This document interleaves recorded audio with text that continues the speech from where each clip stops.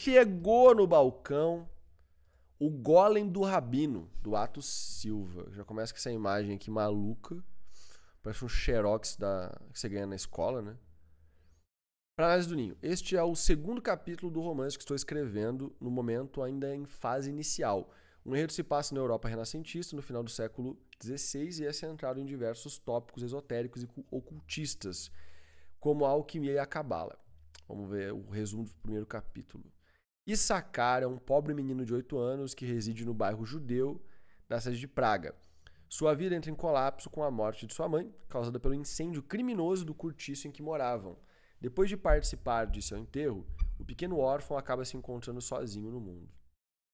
2. O menino e o alquimista. Achei legal, mano. Lembrando, né? Deixa o seu like, por favor. Por favor mesmo, gente. Aqui na live. Deixa o like também no vídeo gravado. Pelo amor de Deus, compartilha a live aí nos stories, porque eu falei pra vocês que o YouTube ia punir a gente por uma semana sem fazer live, sem postar, e tá punindo. Ninguém tá sabendo que nós estamos em live. Amanhã, nesse vídeo aqui, vai ter um monte de falar, eu não vi que tava em live, eu não vi que tava em live, eu não vi que tava em live, porque realmente não tem ninguém sabendo que nós estamos em live. Sim, senhora. Queijo configura fora da dieta. Sucedeu-se que, logo no próximo dia, o pequeno Issacar foi levado pelos rabinos da sinagoga ao convento de Santa Inês de Boêmia, fora dos muros do gueto judeu, onde a partir de então ele estaria sob cuidados da instituição católica. Ok. Segundo eles, a situação atual era deveras complicada para que pudessem tomar conta de mais um órfão. Porém, enganaram-se ao pensar que sua vida estaria em mãos mais capazes. Muito pelo contrário. Sua descendência tornou as coisas imensamente mais difíceis para Issacar. Desde o momento de seu primeiro passo naquela casa, contudo, pouco podia fazer a respeito. Tá, isso aqui ficou ruim. Sua descendência tornou as coisas imensamente mais difíceis para Issacar. Ponto.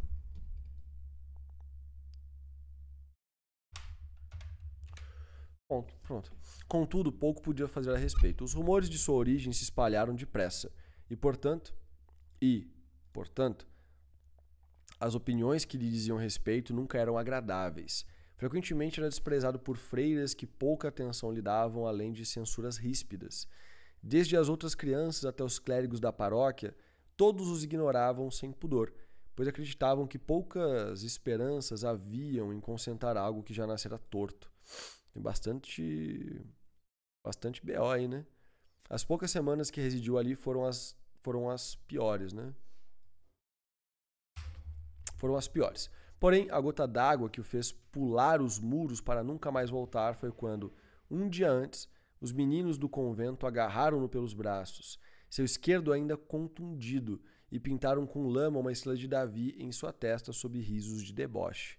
Issacar sequer olhou para trás enquanto fugia, pois sabia que não se dariam ao menos o trabalho de procurá-lo.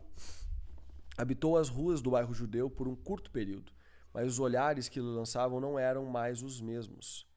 Lá, encontrou-se apenas com o desprezo costumeiro. Em sua plena inocência, ele desconhecia o porquê. Entretanto, assim como foi no convento, os rumores se espalhavam rápido, e os judeus tinham um ódio visceral de tudo relacionado aos cristãos. Então pede. Sua vida passou a ser nas ruas de Praga, no relento. Vivia de furtar frutas e quinquilharias de desavisados pelas feiras. Suas roupas cada vez mais puídas e sujas, e a vitalidade se esvaía de seu semblante aos poucos. O futuro parecia não sorrir para o menino. Porém, certo dia, Issacar decidiu testar a própria sorte. Cara, eu acho que tá muita descrição até agora aqui, tipo... É muita lenga-lenga. Tá, é o capítulo 2, não é o primeiro capítulo, mas ainda assim tá tipo... Você tá contando coisa pra caralho, até agora não aconteceu nada de show, sabe? Saiu resoluto pela cidade, certo de que em algum canto, em alguma viela, estaria um trabalho e um punhado de moedas de pagamento à sua espera. Primeiro tentou em todas as tavernas que podia encontrar, um menino de 8 anos, né? Mas o mínimo que recebeu dos estalajadeiros foi um curto e mal-humorado não. Foi a um açougue, mas chutaram-no para fora antes que terminasse de falar. Entrou em uma tinturaria, mas recebeu um sermão do dono logo à porta, pois seus sapatos sujos manchavam o chão do estabelecimento. Visitou sapateiros, alfaiates, ferreiros. Não, não e não. Quem sabe o serviço que lhe servia não estava dentro dos muros do gueto, pensou ele. E lá se foi, batendo de porta em porta a coletar rejeições, apesar de que já se acostumara a ela. Suas andanças o levaram a uma farmácia num canto remoto do bairro, que em realidade era um estabelecimento consideravelmente famoso e visitado por pessoas de dentro e fora do muro. Issachar entrou sem bater. O cheiro peculiar de dentro do recinto permeou, o qual não foi capaz de identificar. As paredes eram cobertas por prateleiras e mostruários com frascos, vidraçarias e potes de cerâmica devidamente rotulados. Ao fundo, sentado entre um balcão e uma estante com inúmeras gavetas, estava um homem solitário de barba cheia a ler um livro antigo e pesado em total concentração. Senhor, posso ter sua atenção? Apelou o menino. O homem fechou o livro com um baque seco das páginas. Se é a esmola que procura, sinto em lhe dizer. Será que você teria alguma tarefa que possa me dar? Algo que me sirva? Não creio que tenha algo aqui que te sirva, caçoou enquanto o examinava da cabeça aos pés. Seus olhos se detiveram no seu braço quebrado e no nariz ranhento. Aqui não é lugar para crianças. Volte para sua mãe, garoto. Apesar das palavras duras, nenhuma delas realmente afetou o menino. Afinal, já ouvira coisas piores. Deu meia volta e rumou para a porta. Foi quando ouviu uma comoção e sons de carruagem do lado de fora. O dono da loja saltou de sua cadeira com uma expressão caricata de raiva e desespero. Maldição, por que logo agora? Garoto, venha cá, depressa! Exclamou, gritando, agitando as mãos vigorosamente para chamá-lo a si. Tenho sim uma tarefa para você. Puxou de uma gaveta um caixote de madeira que media 2 palmos cúbicos. Pô, 2 palmos cúbicos é de fuder, né? O que é 2 palmos cúbicos? Você pega 2 palmos, um do lado do outro. Cúbico?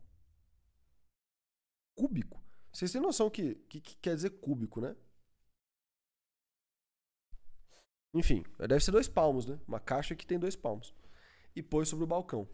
Leve isso e entregue para a pessoa que está neste bilhete imediatamente. Pô, mas do nadão assim?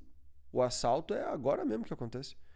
Issachar pôs a caixa sobre seu ombro bom e perguntou-lhe: a quem? Porra, mas o moleque é burro, né?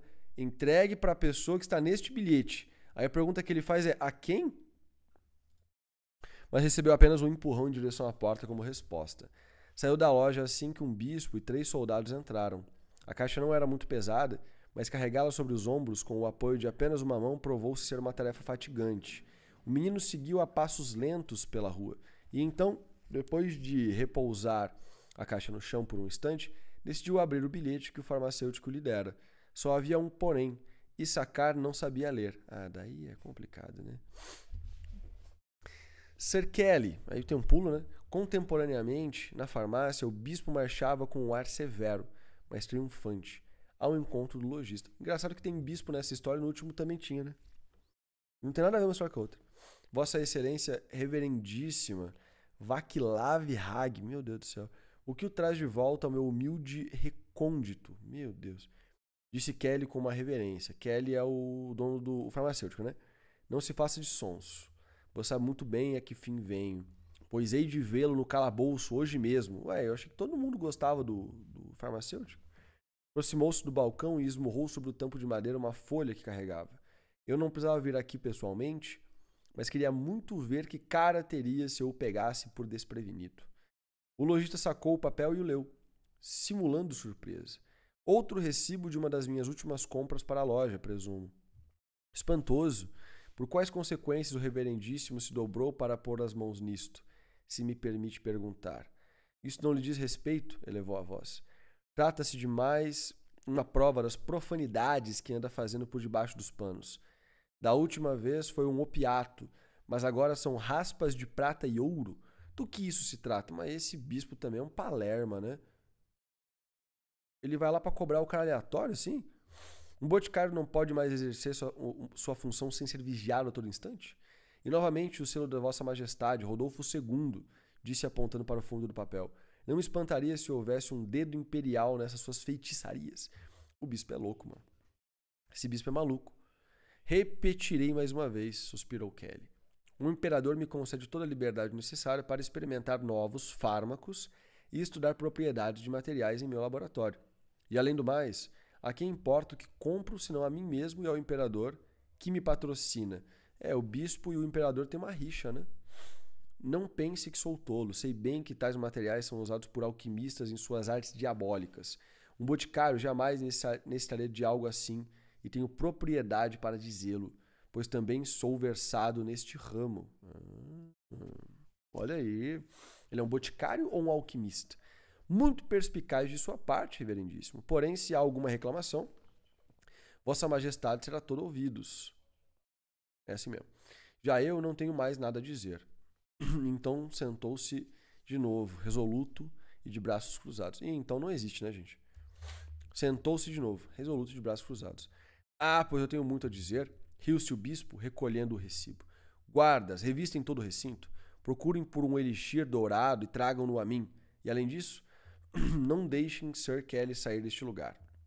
Kelly ergueu-se em um salto para protestar, mas foi logo empurrado de volta à cadeira por um dos soldados. O engraçado é o seguinte: o soldado costuma estar a mando do governo, que é o imperador. Mas o soldado está agindo contra o imperador pelo bispo. Então, ou o clero tem um exército próprio, que nem o clero hoje em dia tem um exército próprio também, daí sempre teve, ou o autor esqueceu desse detalhe, né?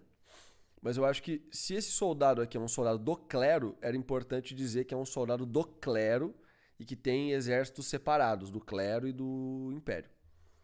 Os outros dois seguiram entre estantes e gavetas, examinando recipiente por recipiente, com o olhar atento do bispo atrás deles.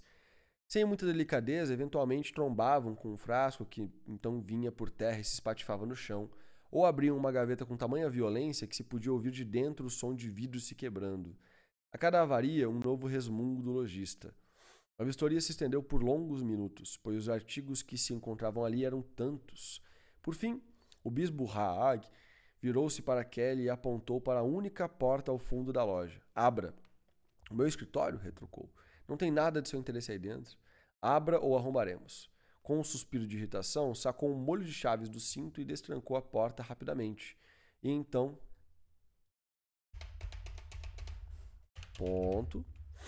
Todos entraram no aposento com celeridade. Nada diferente, mais tempo perdido, com os soldados a vasculhar as estantes e a escrivaninha apilhadas de arquivos, livros e artefatos, enquanto Haag lia o máximo de documentos possível. Kelly atrás a ralhar, exigindo mais cuidado e sensatez. A cada minuto infrutífero, mais impaciente o bispo se via. Subitamente, o rosto de Haag se iluminou. Aquele menino, virou-se para Kelly. O que levava naquela caixa? Ai, ai, ai. Aqui tem um acento, tá? O quê? Replicou. Do que está falando? Basta de fingir estupidez, vociferou com os olhos arregalados e punhos cerrados. Eu já entendi toda a sua peça. Guardas para fora já. Os soldados pararam imediatamente o que faziam, confusos, e rumaram em fila para fora do escritório e da loja. Haag e Kelly estavam no encalço. Ah, é ele! Berrou o bispo ao pisar fora do estabelecimento, apontando o dedo indicador com vigor adiante. Ali estavam atrás dele agora. Deve ter gritado, né? E como dito, lá estava Issachar, distante, mas perfeitamente visível, com a caixa sobre o ombro direito no final da rua pouco movimentada em pleno fim de tarde. O menino estivera confuso todo esse tempo, pedido sem sucesso por informação aos locais, e por isso não ousou ir muito longe. Na realidade, estava a caminho da farmácia com pretensão de retornar o caixote ao boticário. Assim que ouviu o bispo berrar ao longe e 2 guardas correrem em sua direção, entendeu de imediato tudo o que se passava e não pensou 2 vezes. Deu meia volta e fugiu. Não cogitou em apenas largar a caixa e correr, nem em se render, pois na sua mente qualquer dessas 2 opções acabaria mal para si, e tinha razão. Portanto, seu plano improvisado era despistar-se dos guardas no meio do bairro judeu, pois tinha a vantagem de conhecer muito bem o território. O alvoroço espantou todos os moradores por perto que então se refugiaram. Cara, você gosta de então. Largue esses então, cara. Por perto que se refugiaram para dentro de suas casas, pondo-se a observar com apreensão. Afinal, era de costume que autoridades de fora do bairro importunassem os judeus a cada poder que tinham. Longo essa parte aqui. Issachar desapareceu na primeira ruela que viu, mas a situação não era favorável para o garoto. Estava cansado, com fome e sede, carregando uma caixa sobre os ombros, longe de estar em sua melhor forma física. Olhou para trás de relance e viu os 2 guardas virando para dentro do beco a toda velocidade. Engoliu em seco e seguiu correndo.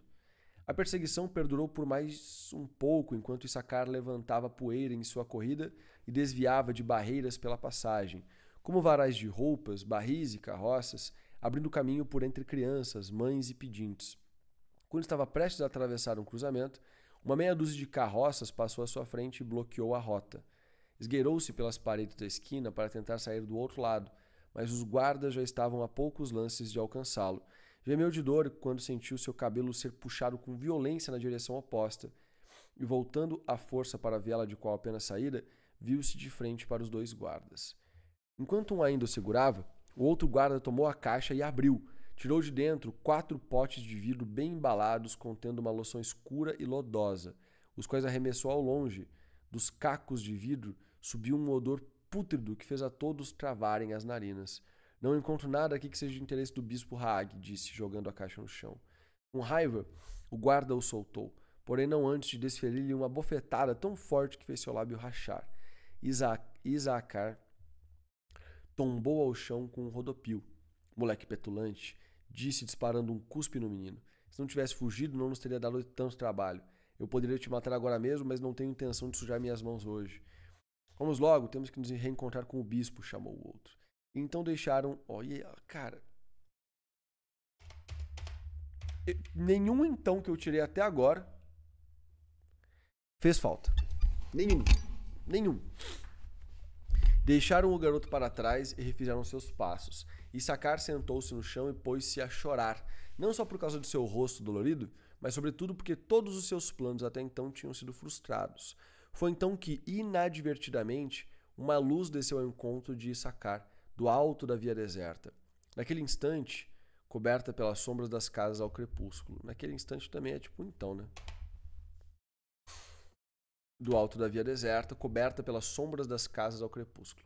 O menino se assustou ao divisar uma forma humana, do qual foi incapaz de distinguir um rosto. A luz lhe dizia coisas ininteligíveis, que ecoavam em sua cabeça, mas que no âmago Issachar acreditou entender. Aí tem uns paranauê muito louco aqui, né?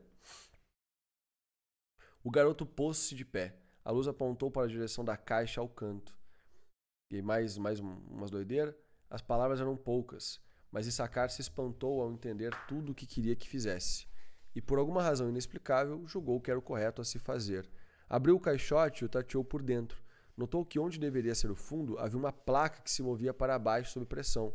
Empurrou o máximo que pôde e removeu o tampo, revelando um compartimento secreto, preenchido por palha que cobria uma pequena caixa revestida de couro. Sacou-a. Dentro de seu interior, acolchoado, havia um diminuto frasco tubular contendo um líquido dourado com minúsculas partículas metálicas brilhantes. Issachar apenas seguiu o que a voz lhe disse. Mais umas palavrinhas loucas, né? Minutos depois, os 2 soldados se juntaram ao bispo e seu guarda-costas à saída do beco. E então, indagou Haag, não encontramos nada que esteja procurando, reverendíssimo. A caixa havia apenas frascos de um líquido mal cheiroso. Tem certeza? Investigaram bem todos os cantos daquela caixa? Os 2 guardas se entreolharam. Pelos céus, não é possível, exaltou-se. Contra um feiticeiro é necessário prever todas as suas artimanhas. Fundo falso em caixas é um truque tão antigo quanto a própria cruz. O bispo grunhiu impaciente, então exclamou: detesto ter que me enfurnar neste lugar insalubre, mas levem-me até a caixa, depressa. E lá se foram, atraindo os olhares curiosos e assustados dos moradores que não se atreveram a ficar no caminho. Issachar ainda estava no mesmo lugar quando os viu se aproximar e escondeu-se, agachando a um canto, apavorado. Observou Haag abrir a caixa e examiná-la minuciosamente com os guardas ao seu redor, apenas para bradar: maldito seja aquele alquimista, ao pleno dos pulmões, e se retirar. Quando julgou seguro, pôs a cabeça para fora de seu esconderijo. Entretanto, gritou de pavor quando sentiu uma mão pesada cair por trás de seu ombro. Acalme-se. Acalme-se é foda, né? Acalme-se. Era Kelly. Não vou te fazer mal algum. O homem ofereceu-lhe a mão e o ajudou a levantar. Tinha um sorriso que se estendia de orelha a orelha. As vozes, elas voltaram, finalmente. Kelly vibrava de alegria. E além disso, trouxeram-me até você aqui. Isto só pode ser um bom sinal. Diga-me, pequenino, o que aconteceu? Issachar permaneceu em silêncio, cabisbaixo. O sorriso de Kelly se desfez. O que houve com o seu braço? Não estava quebrado? Elaiá! Disse-lhe, erguendo o braço esquerdo do garoto acima da cabeça. De fato, agora estava sarado. Issachar arregalou os olhos. Sentia-se estranhamente muito bem disposto e sem dor. Passou a mão sobre a bochecha. Já não se encontrava mais inchada. E os dedos sobre os lábios. Não havia sinal nem de sangue seco. Levantou os olhos para o homem, tão confuso quanto incrédulo. Garoto, o que você fez? Aquele frasco, murmurou. Eu o bebi. Ah, legal. Tá, mano, esse texto aqui é muito legal pra gente comentar. Porque, assim, a descrição eu também acho que tem que dar uma diminuída, tá? Tem que dar uma enxugada. É um capítulo de 10 páginas que talvez pudesse ter 7 páginas. Se tivesse descrições enxugadas. Quer dizer, 10 páginas não, né? Porque tem 2 páginas aqui que são introdução. Um capítulo de 8 páginas que poderia ter umas 7, 6 páginas. Se desse uma enxugadinha nas descrições, escolhesse um pouquinho melhor ali uma coisa ou outra. Mas eu acho que a parte mais importante da gente comentar é a história que ele está contando. Eu acho que começou lento, eu enxugaria principalmente aqui no começo e nas descrições depois. Mas o conteúdo desse capítulo, sendo um capítulo 2, eu amei. Eu gostei muito. Eu acho que a escrita tem que dar uma evoluída ainda pra gente poder falar, porra, que livro foda, né? Os então, vocês viram? Eu me irritei até.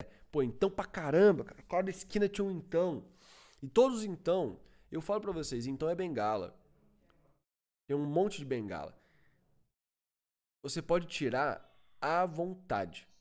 Pode tirar a bengala sem medo de ser feliz, que não vai resultar em nada de problema, tá? Não vai resultar em nada de problema. Então fiquem à vontade aí pra deletar todos os seus então. Fazer tipo um... Dar aqui um localizar. Aí você escreve assim, então. Ó, e então. Eu nem deletei todos, hein? Que então vinha por terra. Até então tinham sido frustrados. Foi então que... Isso tudo aqui, cara, eu li e nem me liguei. Esse e então tá ótimo. E então exclamou tá errado, né? Mas, tipo... Então é sempre bengala. Sempre. Quando alguém tá falando... O então não é bengala, mas poderia ser outra coisa, tá? Mas o conteúdo do capítulo eu gostei. O conteúdo do capítulo é legal. Ele termina com um gancho irado. Gancho muito bom mesmo. Então, o comentário é: a história, boa. Visão do autor, bom. A escrita, tem que melhorar. Nota 6,5, 7. Tem que melhorar. Mas existe um caminho bom aí pela frente, né?